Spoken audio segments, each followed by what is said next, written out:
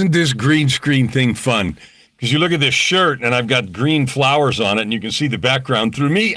The background is right through me. How fun is that? Today I want to talk about what does it take to be happy. Right now, we're going to do this live for maybe about 10 minutes. And I'm going to give you something that's repeatable and doable so you can be happy. Are you happy right this minute? Like if you sit there and you go inside your body and your heart and your mind, are you happy? Are you stoked? Are you excited? Are you like, ooh, today's the best day that it could be. I love it. I love it. I wouldn't change a thing. Are you like that? If you're not, honestly and truly, I want to know why not. And identify that, because often it's, well, because I don't feel good, or because they didn't do that, or I don't have some money, or bills are due, or whatever, all these externalities. Happiness isn't a mood you wait for. It's a muscle you train. I want you to think about that. Now, if you want to do curls and you do them a lot, you can do them better, right? If you want to play the piano and you practice a lot, you can do it better, right? Happiness is a muscle you train. It's a muscle you train because you said so, because you choose to. And if you don't train it very often and you wait for some externality, some bullshit to happen outside of you to give you the impetus to train your happy muscle, you're dead. There was a book that a guy wrote. He was a senior executive at a very large retail firm, and he talked about, we think we have to do some things to get some things, and then we're happy. And he said happiness is first. And when you're happy first, you do better, and then outcomes go better for you. So how do you be happy first? Well, first of all, you decide, I'm going to be happy. That means you choose to ignore all the negative stuff that's going on around you. And you can really do that. Now, if your friend is dying right this minute and you have to go to the hospital to be with them, that's a little bit more difficult, but it's still possible. And you'd actually be serving your friend more to go there in love and happiness and joy and not in some negative mood. Okay. If you get a letter from the IRS, or in Canada, it's the CRA, Canada Revenue Agency, you can have a panic or you can have a party. It's a choice. And meeting everything with joy and excitement makes you more creative. When you are happy, are you more creative? When you are happy, are you more fun? When you're happy, do you get more done? Yes, yes, and yes. So choosing happy is a thing that will serve you over and over again. Now, I want to give you some things. I wrote a couple things down that I want to give you that will let you have this happy on demand. First of all, your identity. You're a divine being. Your worth is not in question. I have a dent on my forehead.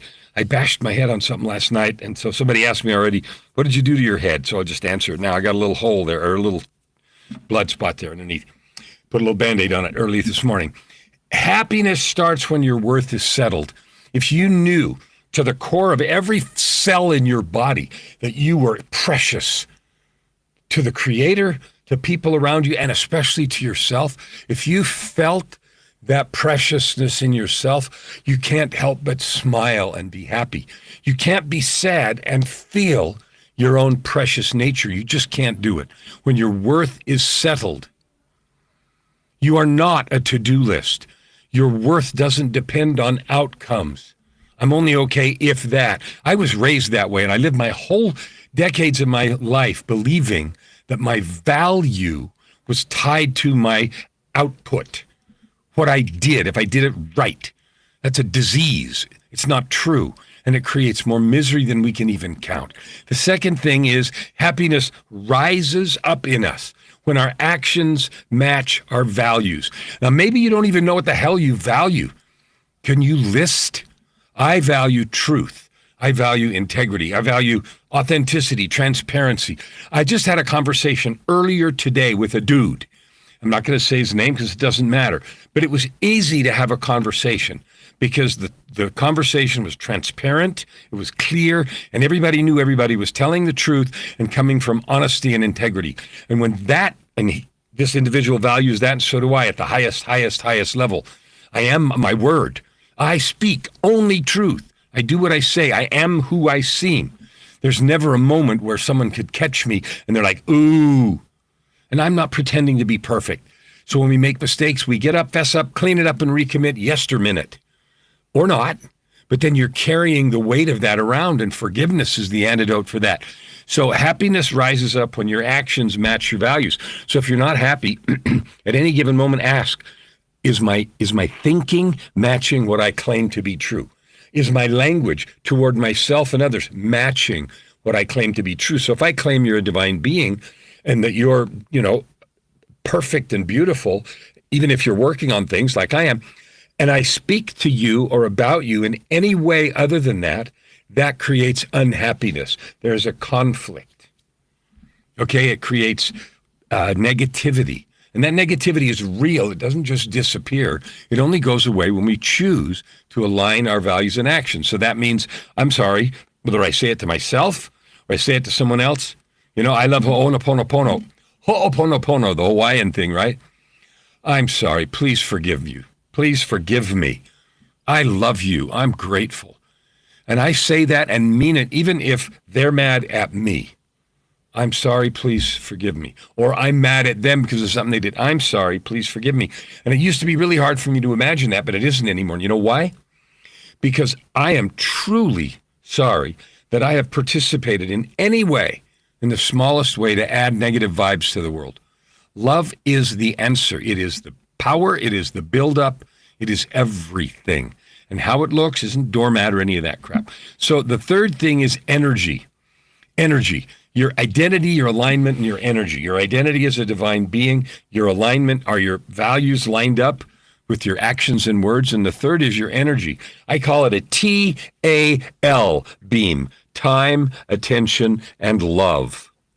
I had an epiphany this last, a couple of months ago. We spent a couple of weeks over in Victoria on the Vancouver Island, and it was beautiful, and we had fun, did a lot of fun stuff.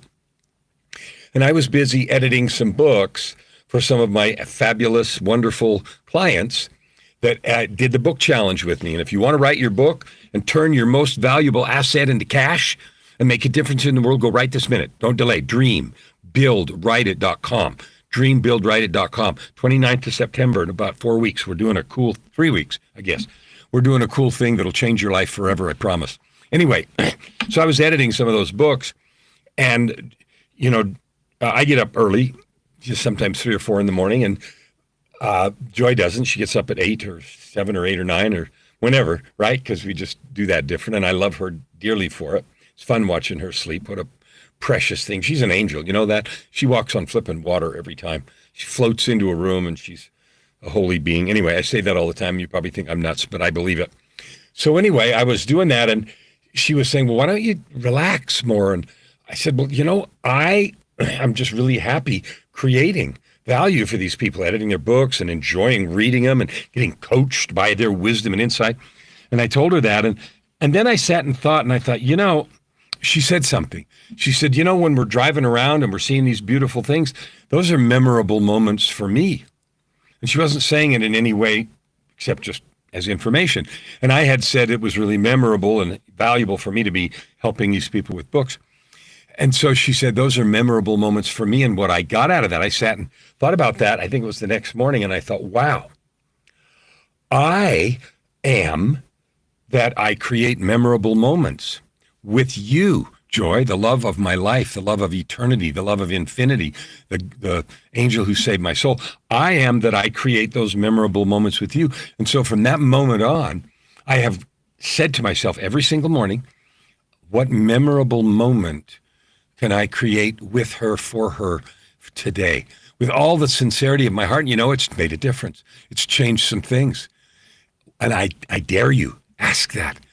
Shine your time, energy, and love on those things that are most important to you. And I realized that creating those memorable moments, whether they were looking out at the ocean or whether they were just sitting or whether they were laying on a picnic blanket in a park, intentionally focusing on creating those memorable moments. And it wasn't that I wasn't doing stuff like that before, but it reframed it for me from memorable moments where I'm adding good to the world or editing books or doing this, that, to this simple moment. And the reframe was, that is the most precious for me. And I kind of knew it, but it stuck at home in a new way. And that's what coaching's about, right?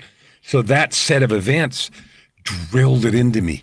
And it made me even happier, if that can even be possible. So creating memorable moments, saying yes to more things, shining your time, attention, and love on things that matter. All right, so here's 3 moves 3 moves you can do every day to be happy. Number 1, don't get up and do anything until you have entered the spiritual realm. Whether you pray or meditate or just be still or reach up and feel the divine, do that first, please, because nothing can be anything but happy in that realm. Love is the foundation. It is the engine. It is the power of that thing, that space. So enter spirit. What I notice 100% of the time is you receive power. Oh, power, beauty, excitement, and I'm wiggling all over because I'm feeling it now. The truth of your divinity is not in question. Maybe you need to meditate, so breathe. Box breathing, 4 in, 4 hold, 4 out, 4 hold. Or rectangle, 6 in, 4 hold, 6 out, 4 hold with empty lungs. The focus that it takes to do that drains you of other thoughts and allows you to be present. Step 2, after you do that, name your state without judgment. I am frustrated or was frustrated. I am focused. I am happy. I'm excited. Name the state and just own it. Be in it. Okay?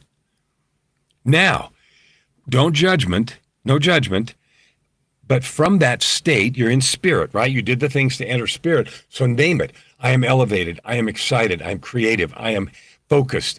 I am divine. I am integrity. I am love. Name it. And then from that place of being love or creativity or integrity or joy or whatever it is, because all of the states in spirit are those high words, then name your next action. Because I'm in love, wow, I'm going to send some texts right now to people that I want to make sure know I love them. Or I'm going to send something to somebody. I'm going to write something. I'm going to do something that reflects the joy that I'm in. So enter spirit with meditation, breathing, prayer, or whatever works for you powerfully. And then name the state, name the feeling, and then say, what am I going to do with that? The third and last thing is to do something you promised. Keep a commitment. Most of us live at the edge of commitments, where we know we said we'd do something and we want to and we mean to, but there's often, not always, but there's some resistance. I don't want to, not right now, it's not time, blah, blah, blah, blah, blah, whatever it is, that kind of BS. From that place of love, from that place of being in spirit, and I use the word love, but whatever you named, keep a commitment. Keep a commitment and keep it to the best of your ability. Just do it good. Radical excellence. I promise you, if you do those 3 things, you will be happy. And that just takes a few minutes. Take a few minutes to enter the spirit, name the feeling, and declare an action. And then from that, keep a commitment and do it in grand style. What love, what joy, what power you own. Oh, you are so powerful. You are so amazing. You can add such beauty and good to the world. And you know the fun part? From that place, it is so easy to create value, make money, lift and bless others. It is so easy. I love you. You are beautiful. You are capable. And if you want help with any of these things, reach out. This little thing down here, KellenFlukigerMedia.com. It's got a bunch of stuff about what I'm up to, but it's also got a contact form. So check it out and let's talk. Because those actions will guarantee you joy and happiness every day. And from that place, there's nothing you can't create. We'll see you tomorrow.